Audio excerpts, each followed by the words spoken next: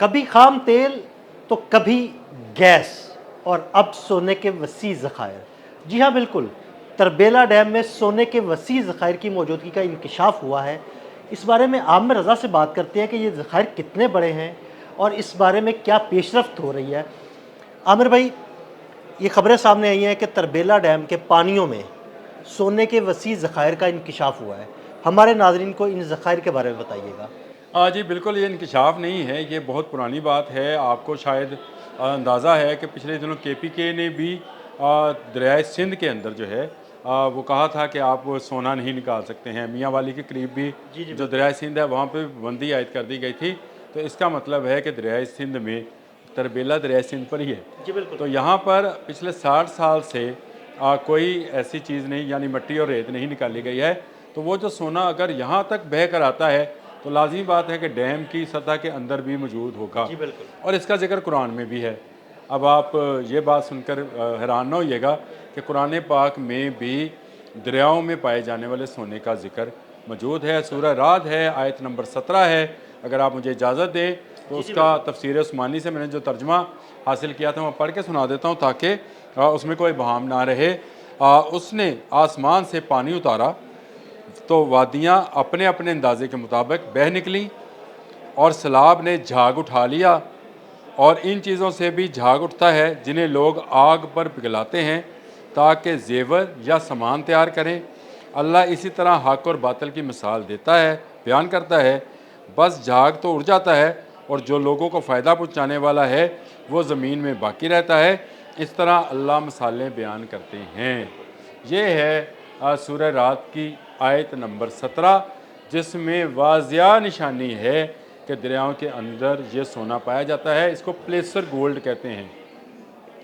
اور پاکستان میں دریائے سندھ جن پہاڑوں سے نکل کر آتا ہے ان میں سونے کے ذخائر ضرور موجود ہیں زمین کے اندر، نہ صرف سونے کے بلکہ لوہے کے۔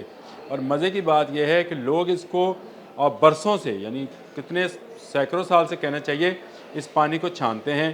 سونا کیونکہ نسبتاً زیادہ وزن رکھتا ہے تو اس کے ذرات جو ہیں نیچے رہ جاتے ہیں، وہ نیچے بیٹھ جاتے ہیں، ریت اور مٹی اوپر آ جاتی ہے، اور ریت اور مٹی پانی کے ساتھ نکال دیتے ہیں، اور سونے کے ذرات چن کر یہ لوگوں کا باقاعدہ روزگار ہے پلیسر۔ لیکن اس کو جو اب آئیڈینٹیفائی کیا ہے وہ پاکستان کے ہی ایک صنعت کار ہیں حنیف۔ انہوں نے اس کو نہ صرف یہ کیا کہ انہوں نے خود یہ تجربہ کیا، مٹی نکلوائی تربیلا سے، اور اس پر تجربے کے بعد انہوں نے ہالینڈ کی ایک فرم کے ساتھ بات کی، جنہوں نے اس بات کی نشاندہی کی کہ اس مٹی کے اندر اگر تربیلا ڈیم کی پوری ڈیپتھ کو اور پوری اس کی سرفیس کو دیکھا جائے تو تقریباً 636 بلین ڈالر کا سونا موجود ہے۔ یہ ایک پہاڑ جتنا سونا ہے، واقعی ایک پہاڑ۔ یہ ایک پہاڑ جتنا سونا ہے۔ یعنی اس کو ہم ایسے کہہ سکتے ہیں کہ تربیلا ڈیم میں سونے کا پہاڑ نکل آیا؟ جی بالکل ایسے کہہ سکتے ہیں کہ سونے کا پہاڑ نکل آیا۔ نہ صرف نکل آیا بلکہ اب اس کو نکالنے کے کام کا بھی آغاز ہونے والا ہے۔ بہت جلد اس کی اجازت جو ہے دی جائے گی۔ اس سے دو فائدے ہوں گے۔ پہلی بات تو یہ ہے کہ سونا تو نکلے گا، اور جو نئی تکنیک ہے جس کا میں نے ہالینڈ کا ذکر کیا، ایک کمپنی بھی ہے ڈیجلنگ کہتے ہیں اس کو جی، اس کے اندر یہ سارا کام جو ہے الیکٹرانکلی ہوتا ہے، جو کہ ہم ہاتھ سے میں نے آپ کو بتایا ہاں جی، وہ عام یہاں پہ جو عام روٹین میں لوگ ہیں وہ ہاتھ سے اس کا یہاں سے مشین کے ذریعے ہی اس کو نکالا جاتا ہے، پھر اس کو چھانا جاتا ہے، اور اس میں سے سونا جو ہے اس کو الگ کیا جاتا رہتا ہے۔ اور مزے کی بات یہ ہے کہ اس سے نہ صرف پاکستان کا جو قرض ہے وہ اتر جائے گا، بلکہ تربیلا ڈیم اگلے 100 سال کے لیے مزید کارآمد ہو جائے گا، بلکہ زیادہ گہرا ہو جائے گا۔ یعنی اس میں پانی کی گنجائش زیادہ ہو جائے گی کہ جب آپ مٹی اور ریت نکالیں گے تو پانی کی گنجائش زیادہ مٹی اور ریت نکالیں گے اور اس کو پانی کے ساتھ ساتھ ہی باہر بہاتے جائیں گے، تو جو نیچے اس کے سلٹ جو اس کو ہم کہتے ہیں ریت اور مٹی کی، وہ دقیق یا گہری تہ جو جم جاتی ہے ڈیمز کے اندر۔ اسی لیے ڈیمز جو ہیں آہستہ آہستہ آہستہ اپنی افادیت کو کھوتے چلے جاتے ہیں، یعنی ان کا پانی کرنے کا ذخیرہ جو ہے کم ہوتا چلا جاتا ہے، اور ان کی ڈی سلٹنگ کی جاتی ہے۔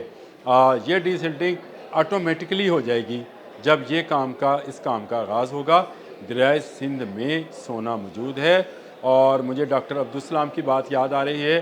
انہوں نے، یہ ڈاکٹر عبدالسلام عارف صاحب ہیں، مسلم اسکالر ہیں، اور وہ سرکاری افسر بھی ہیں، ابھی بھی کام کرتے ہیں، ایک اہم سرکاری عہدے پر موجود ہیں۔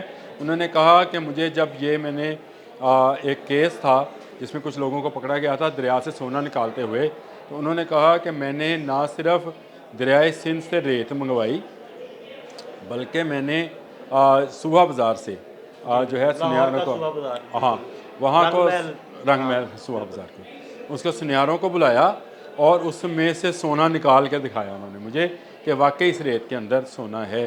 تو یہ مجھے بتائیں کہ اللہ کی آپ پر کتنی مہربانی ہے۔ آپ نے بالکل اس کا آغاز جیسے کیا تھا کہ اللہ تعالیٰ نے آپ کو تیل اور گیس کے وسیع ذخائر فراہم کیے، اسی طرح اللہ تعالیٰ نے آپ کو اب دریاؤں کے اندر سونے کی موجودگی کا بھی پتہ دیا ہے۔ اور آپ کو پتہ ہے کہ دریائے سندھ کے اندر یہ زراعت اگر تربیلا کے پانی میں رک کر، ڈیم پانی کو روکتا ہے جی ہمیشہ، بالکل، اور وہاں رکنے کے باوجود بھی وہ ڈیم سے نکل کر آگے دریائے سندھ میں بہہ کے آ جاتے ہیں، تو اس کا مطلب ہے کہ زیادہ ہوگا سونا۔ اس کا مطلب ہے وہاں کتنا سونا ہوگا۔ تو اسی لیے انہوں نے یہ ابھی ابتدائی اندازہ ہے، یہ تخمینہ لگایا گیا ہے کہ اس میں 636 ارب ڈالر جو ہے اس کا سونا موجود ہے۔ یہ کم و بیش ہو سکتا ہے، دیکھیں صدیوں سے دریا بہہ رہا ہے اور یہ تربیلا ڈیم بنے بھی 65 سال ہو چلے، تو ان 65 سالوں میں جتنی ریت اور سونا نیچے بیٹھا ہے اس کو چھاننا یہ ایک مشکل عمل ہوگا، کام کرنا آسان نہیں ہوگا۔ لیکن اب کیونکہ بڑی بڑی کمپنیز یہ کام کرتی ہیں، جس طرح سے ہم نے کل ایک کیا تھا ولاگ جس میں بتایا تھا کہ سمندر کی تہہ میں 12,000 فٹ کے نیچے جا کر پھر وہاں جا کر ڈھونڈا جاتا ہے کہاں ہے، اور تیل اور گیس کہاں سے نکالی جا سکتی ہے کہاں سے نہیں نکالی جا سکتی ہے۔ تو یہ ایک لمبا پروسیس ہوتا ہے، لیکن یہ ہے فائدے کا پروسیس، کیونکہ اس سے پاکستان کا وہ تمام قرض جو اس وقت ہم پر جو ہے ایک بوجھ بنا ہوا ہے وہ اتر جائے گا، سود کا خاتمہ ہو جائے گا، اور خوشحالی آ جائے گی، اور پھر ہم میں کہیں کہ خوشحالی آ جائے گی۔ اگر سونے میں آپ نے کھیلنا ہے تو یہ سورہ رات کی جو آیت نمبر 17 میں ہے، تو اس میں کیا چیز ہے؟ تو وہ چیز ہے جو کہ نیچے بیٹھ جاتی ہے اور اس سے زیور اور سامان بنایا جاتا ہے۔ 2 زراعت ایسے ہیں جو کہ اس ریس سے بھی وزنی ہیں، آپ تو اس بات کو زیادہ مجھ سے سمجھتے ہیں، ایک سونا ہے دوسرا لوہا ہے، تو یہ دونوں پہاڑوں میں موجود ہیں۔ اس کا مطلب یہ ہے کہ ہمارے پہاڑوں کے اندر بھی سونے کے ذخائر موجود ہیں۔ دیکھیں دریائے سندھ جو ہے چین کے کسی کونے سے نکل کر بہتا ہوا پاکستان میں گلگت بلتستان سے اور چترال سے ہوتا ہوا آتا ہے، یہ تمام جگہوں پر بھی سونا چھانا جاتا ہے، میں آپ کو یہ بات بتا دوں۔ اور پھر یہ اٹک پہ آتا ہے، اٹک سے آگے میاں والی، باقی تو سارا آپ کو روٹ پتہ ہی ہے اس کا دریا کا۔